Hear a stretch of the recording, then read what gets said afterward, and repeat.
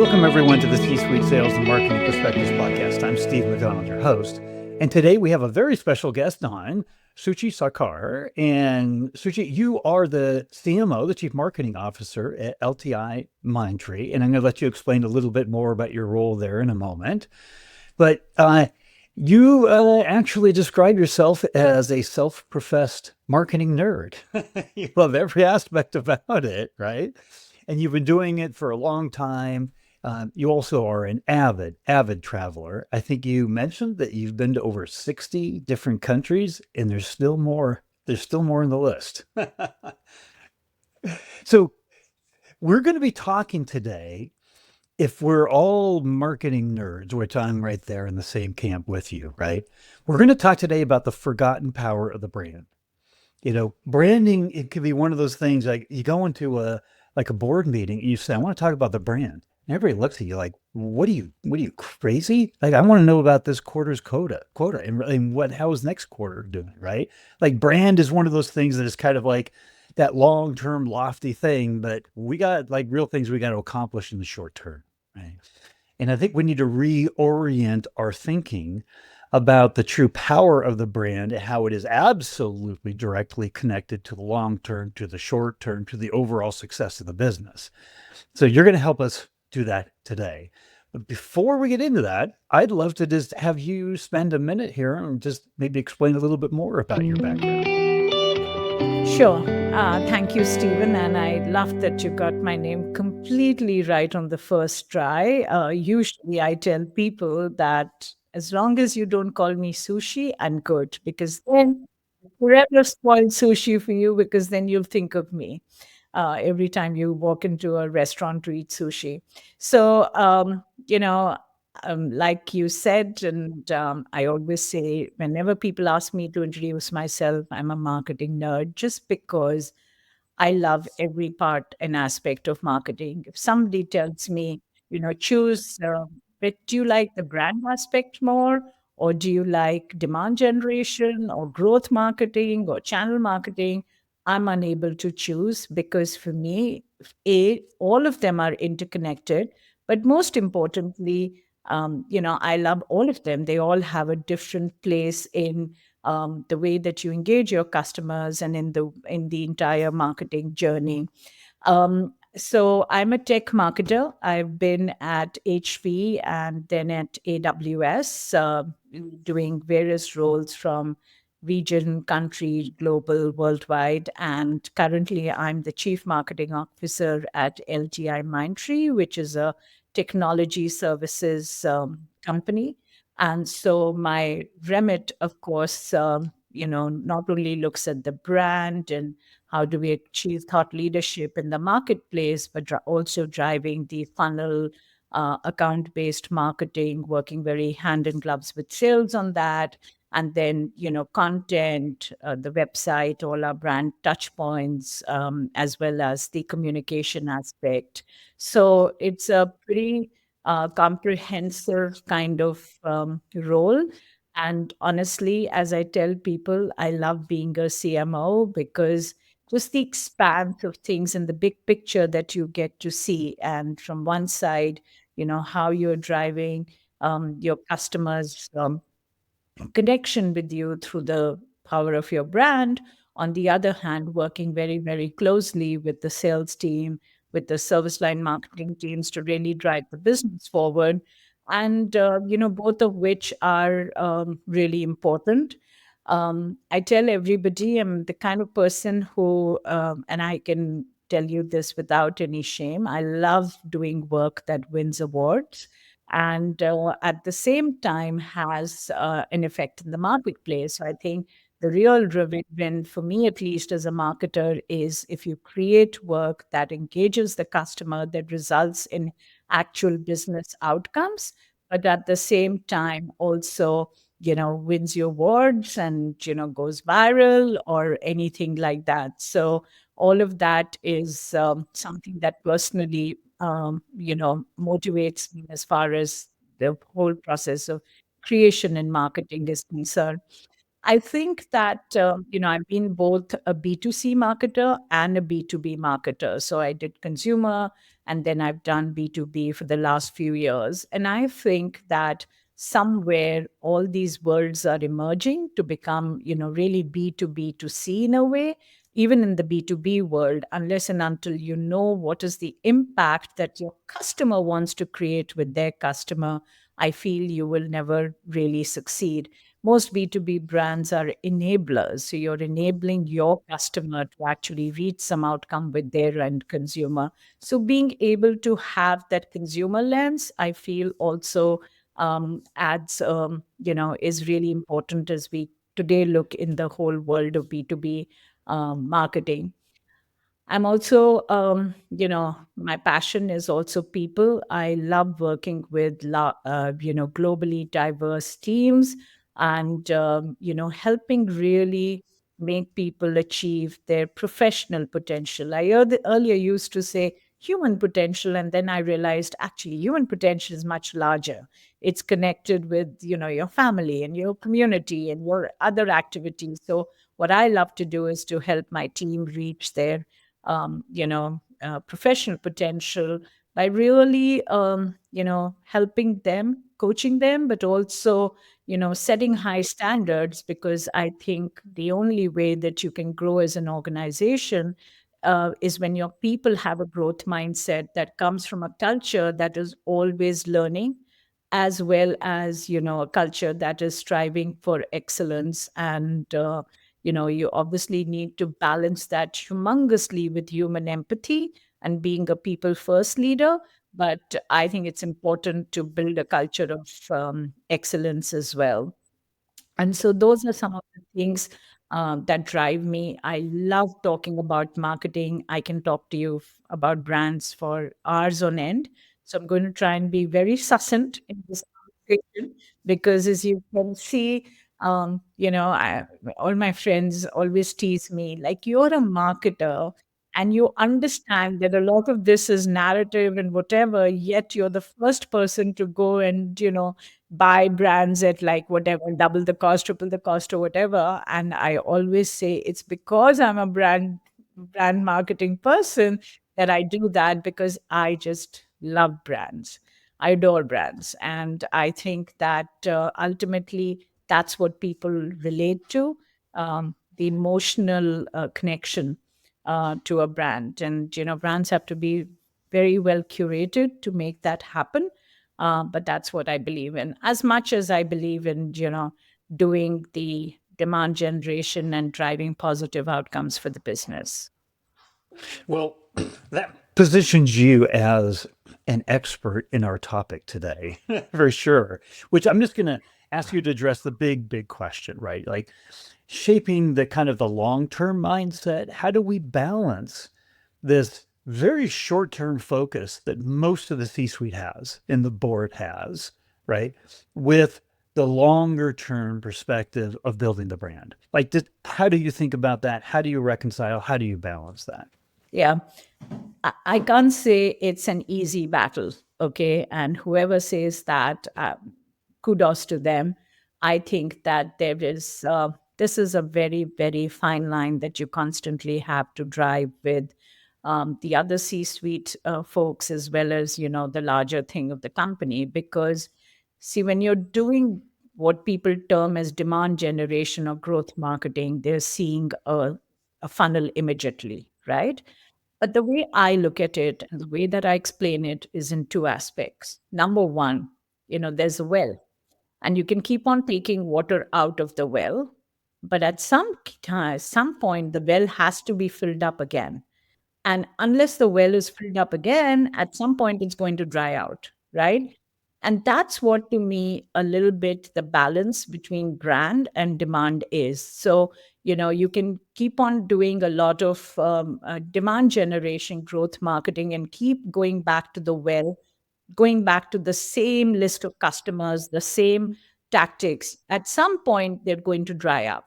unless and until you do something that's going to bring a whole new set of customers in, who is going to, uh, people who have goodwill with you, people who, and why will anybody new actually come to you? They will only come to you when they recognize you, when they understand who you are, what do you do, and resonate with your story, right? That's how you can attract new customers, or, like I say, fill up the well. So at some point, unless you're doing that, which is building that trust, building that relationship with the set of new customers, eventually the well is going to dry up, which is why it is so important to build brands. That's one reason.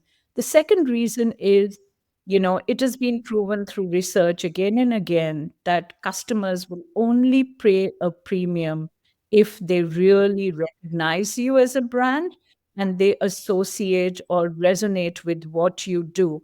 And yes, the premium has come down. Earlier, people would pay, and still till today, for luxury brands, people pay a humongous amount of premium, right? But even in an ordinary, like I've seen in the technology world, people still pay that 15-20% premium because of your brand, because of the trust the brand carries, like they used to say in the old days, you never get fired for hiring, for, buying IBM. There's a certain trust value that comes with that brand. And so, I look at some of these older brands, and today, in Silicon Valley, where I live, they'll call them legacy brands, but they are 90 years old brands. There has to have been something that made these brands survive all the turmoil that has happened. I mean, you look at the battle in the storefront today in retail, there are all these much cheaper store brands versus the big established brands, right?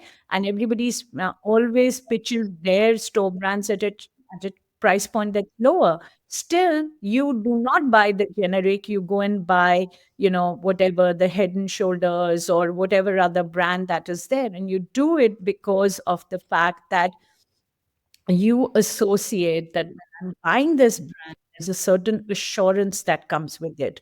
There is a certain, trust factor. There's a certain thing to know that this brand or this company is actually giving me the best in terms of quality, in terms of technology, in terms of everything else.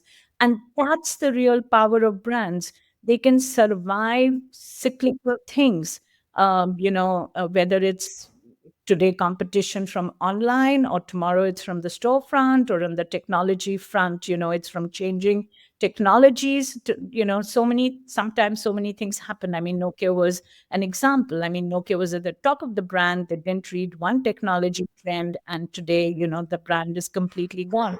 Now those things do happen, okay? But if you look at it over a larger set of brands, you will see the brands that have survived are the brands that have constantly invested in building that trust, that relationship with the customer. They have told the customer who they are, what do they stand for.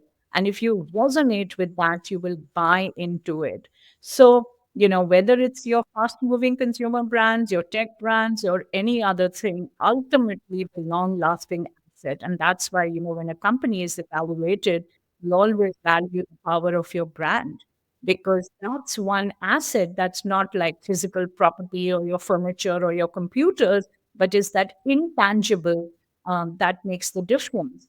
And to be honest, Stephen, I think in separate brand and demand generation, because ultimately the brand creates a desire in the customer to want to evaluate you, and to actually buy your products. So ultimately, brand also drives the demand generation angle.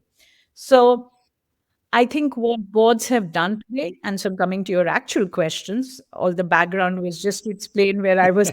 uh, to answer your actual question, I think you have to have this conviction and be able to show your key stakeholders that if you don't make the investment in the brand, you're likely to actually suffer in the middle and long run, and have enough.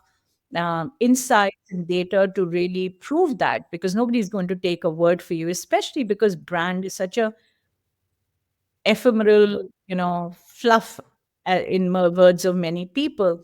So have that conversation. Also show that where if you invest in a brand versus not investing in a brand, how do the results change? I'm really a big fan of pilots. So in many times in my career, I've actually done pilots where we've invested in the brand versus not invested in the brand and seen the results and how they impact, and you can convince then your C level that look, you need to invest in this. So I think there are a number of ways. Number one, and also strongly believe in that, there is no medium term unless there is a short term.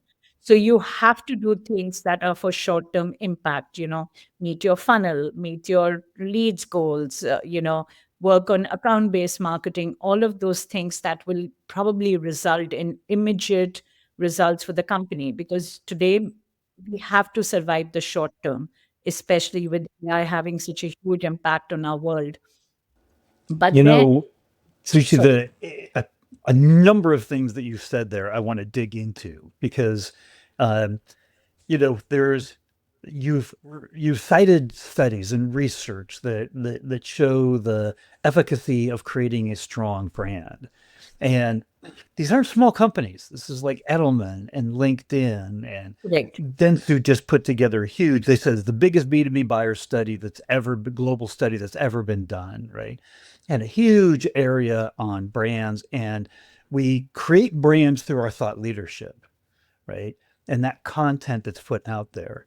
And not only does it show the power of thought leadership, how it impacts every level of the buyer's journey, right? And how C-suite executives on down consume it and actually don't even want to consider brands in the B2B world that aren't producing thought leadership. And in fact, if you're not, it's not like status quo, it's like a detriment because your competitors are, right? And you are by default tilting the scales against you, right? Yes. So we talk about like FOMO, how it works in marketing. I think part of our responsibility is we're storytellers as marketers, telling the story properly internally. Because by their own devices, the majority of the C suite is going to lean towards the short term. But you said, so a second thing I have a question coming up for you is you have to have like short term wins, right? Hmm. I want you to debunk one thing that branding is only a long term thing, that separate, totally separate is this thing called pipeline generation. I will give you a very simple example. Today in a B2B, there is no one buying center. There are multiple people involved in the purchase. Okay. Now, as you've targeted the CTO and the CIO tremendously through your demand generation efforts, and he is completely convinced your solution is the right one. Now you enter the boardroom where you have to get the investment in order to do that. And sometimes those solutions could be touching your marketing counterparts, your sales counterparts, your HR counterparts, etc. Now, those people sitting in the room are saying, who is this company? Who is this organization? Those people, the other people sitting in the boardroom, right? They will go with an organization that they know. And even for you as a CIO or CTO, it's a double the effort if the brand is not known, right? So, in such an example, in the short term revenue, look how much difference a brand can make. Because if the brand is well known, all the C suite know the brand, they trust it, they understand it, and therefore getting an immediate contract, an RFP, or whatever, the shorter term thing is so dependent on actually establishing the brand, right? This is not a long term thing. This is a short term here and now example. The second way is if the brand is known, it has been, I think it was Forrester which did the research to say a customer is more likely to give credibility to a piece of content that they actually know of. They've heard about the brand. They will at least open it up and see it. And you see it in your and my behavior, Stephen. People are constantly open. No worries. No worries. That's okay. Uh, would you open content that comes from some, unknown brand, or would you open content with at least something you've heard of this company? Okay. So I think achieving that, and let me tell you, thought leadership is very interesting because for newer brands, for more emerging players, thought leadership is a very easy way in the short term to actually create some engagement with the customer. Now, when you're fighting big brands, right, and you're coming new into the market, you have a disruptive innovation, or you have a great cost proposition, or you have some other thing. How do you attain how do you actually get into a conversation with the customer? How do you engage the customer? You can only do it by actually putting out some thought leadership content, right? By talking to them about a subject that's actually a challenge for them today. And they see, okay, you know what? I can actually get some good results from this. And that is why thought leadership is so important. But it shouldn't be thought leadership for the sake of thought leadership. It has to be thought leadership that resonates with the customer and either solves a challenge in my life, a need gap, or makes me think, oh my God, if I do this, even if it's not a big challenge today, it's something that can lead to a lot of productivity or some other motivator that I have. And a very good example that I lead here is, or a funny example is, when you're walking the corridor and you suddenly see somebody, right? You're not going to, and you attracted to them, you're not going to suddenly go and say, hey, will you marry me, right? No. You'll get a slap. You're not Yeah. going to do that. You go first, say, hi, I am so and so. I work here, and then you will start the conversation. Then you'll probably invite the person for a coffee. Then you'll invite the person for a date. And marriage is a long process, right? It's very similar when you look at a customer. The first thing you have to do is, you know, s- not ask the customer to marry me, which is what people do today. Let me go and say why I am the best. Thought leadership allows you to do that initial part of that thing, which is to put out a point of view and say, hey, this is me, this is what I do. And in a manner that is really subtle, in a manner that engages the customer because it resonates with a challenge of theirs or a need gap, or gives them a benefit that they actually resonate with, and then moves into, why I can help solve this problem best is because of XYZ. But if you straight away go into, I am so and so, I can do this. And anyway, 70% of the customers don't even today give credibility to the manufacturer's own content, right? They are not impressed by you proclaiming your own story. They want to hear story from, other customers. They want to hear your story from influencers, from analysts, from all those people. So I think that without that, you're not going to have a chance, especially if you're a more younger brand, to make a dent into the market. So tell me from your point of view, you know, you brought up trust. Why is trust itself such a big deal right now? Like Yeah. trust is changing in dramatic ways. And as CMOs, if we're CROs, CEOs, right? If we're not understanding the dynamics, if our brands are trust marks, and the change in the marketplace is that trust is just going down and down and down. And you looked at look at the Edelman, trust index worldwide going down and down and down. There's recent reports that said 74% of B2B buyers don't even believe the customer evidence that we present to them. I could Yes. cite two, three, four other different studies.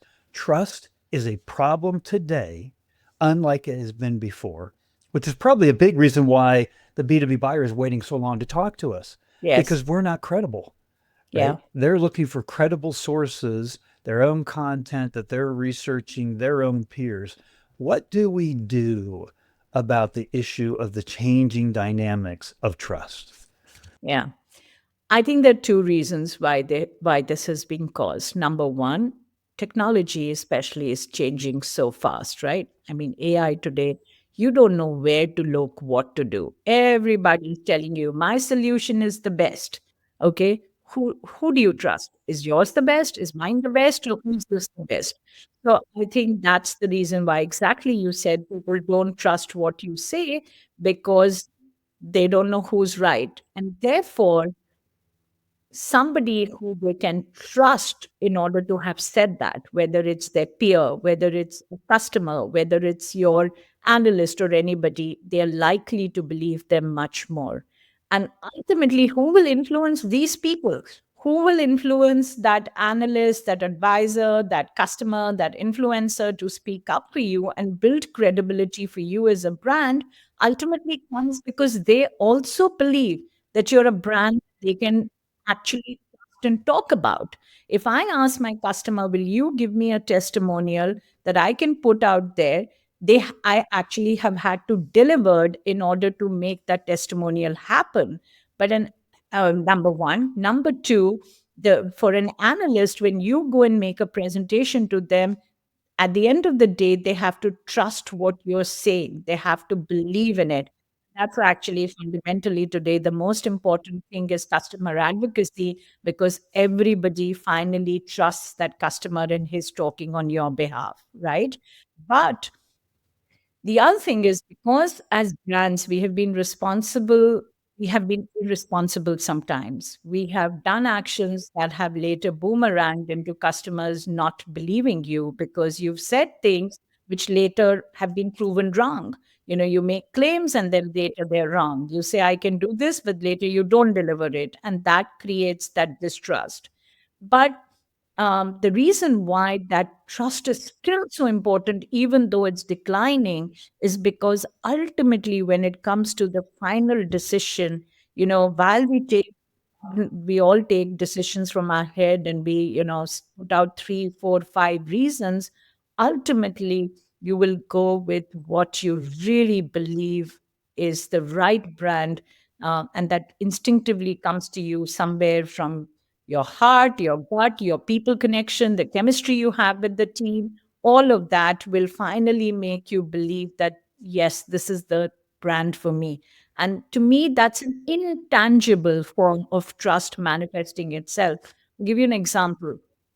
There are two restaurants, exactly the same menu, serving Italian food. One says 1925, one is a recently opened restaurant. They look the same, everything is the same. Now, some people will go to the newer restaurant because they want the newer thing.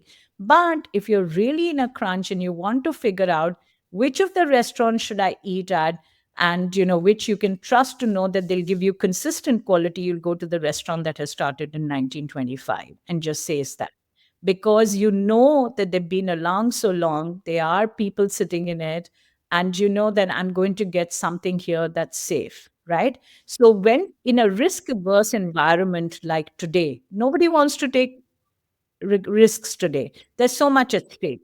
You might lose your job, you might get fired, you may, you know, lose the company millions of dollars. And that's why people are taking you know, more and more people get involved in the decision making process, and it's longer and longer because really nobody wants to take a decision, nobody wants to take the risk. So when you have to mitigate the risk, where will you go? You'll go to the thing that says, oh, they've been around for so many years, you know, so many people have been there, eaten there, done whatever it is. So I think that's why trust does not only work on, you know, just one level. Trust works on many different levels, whether it's the people thing, it's that intangible feeling that you get that, okay, if I take a decision with this thing, I'm going to be right. It's about how you associate with the brand. And trust can't be built in a day. I totally endorse that. I think brand influences your decision today, but ultimately that trust has to be earned over a period of time, and you have to resonate with the brand. You know, you talked about leadership. which is great. But at the end of the day, we have forgotten how to talk to people emotionally. In this whole chasing the 5-second Facebook ad, the 6-second, Instagram or whatever, and having to communicate everything right here and now, and being able to drive the click through, we've forgotten that ultimately we're human beings, and even the Gen Z or the Zen Alpha or whoever, they're human beings with hearts, and they respond to emotions. And how do you build that emotional connect, that connect with the heart, that leads to that intangible feeling that this is for me, is really what power of the brand is, which I think as marketers somewhere we've not invested in. I'm guilty of it too. When it comes to choosing the $100 I have, I want to see where I can do direct impact. But it's really over time that emotional connection that is what endures brand over a long time. That's what creates that amazing Absolutely. factor. Here's what I know. I know you and I could probably talk for 2 hours on this Like, you very you can talk to easily. me all day on brand. But I have one last question for you. If Because we can only take in so much information in the human brain, right? Yes. How do we, what is, from your point of view, if there was one thing that you wanted people to take away from today's podcast, one thing, what would that be? I would say that be brave and courageous to stand up for your brand. I think it's the responsibility of marketers to get whatever examples, data, insights, etc., to convince not only all the key stakeholders, but the larger stakeholders on the power of the brand. We must not shy away from this conversation. We must not, you know, it is up to us to really say, yes, the short term is important. We will absolutely need to do that because a short term determines a medium term and a long term. But even in the short term, a brand plays a significant aspect today, especially as you get to more decision makers, as you try to bring down the cycle of decision making. A strong brand will always help you do that. So there's a role that brand plays in your short term, in your mid term, long term, of course, creating that connection with the customer. That means that the brand still exists in 120 years, as with the IBM or any of these, HP, where I worked for a long time. But the point is that we have to be brave. And, today we feel, and I can tell you, I feel this too. If you're not edgy, if you're not out there with data and content, oh my God, you're outdated, right? I think that's important. I'm using AI. I always push my team on, data, content, customer funnel, ABM, content journeys. But at the same time, I must not shy away from these conversations around brand. I must not give into this perception that brand is something that's discretionary. When you have the money and time, you will build it, and let people get away with the fact that it's all fluff. I think we have to have that courage and that conviction ourselves as marketers that brand really makes a difference. Well, here's one thing that I know following this conversation, people are going to have questions. Is there, would I be able to provide a link to your LinkedIn profile? Is that Sure, okay? So that people could of reach out and course. ask questions?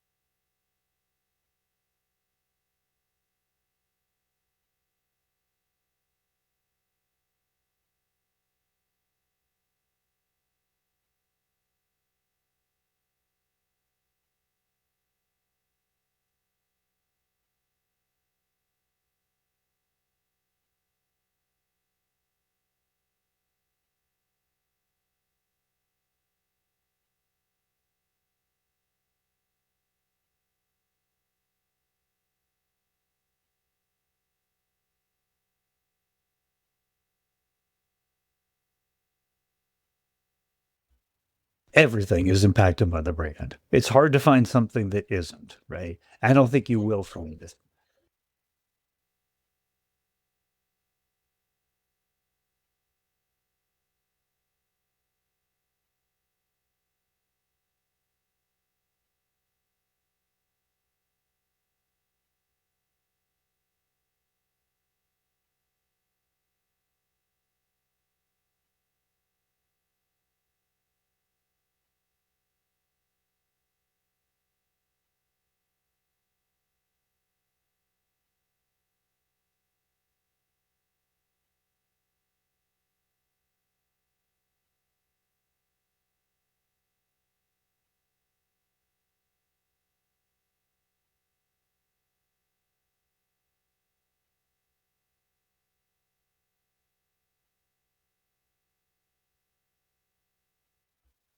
I think we probably could have an entire series of podcasts here. But I just wanted to say thank you for coming on and sharing your passion and your perspectives. It's part of the mission of this podcast that we all get to come in as C suite executives and share with each other, share with our peer community, and give them ideas and ways to think that maybe we haven't before. And that's what I call the rising tide that lifts all boats. So thank you for doing that today.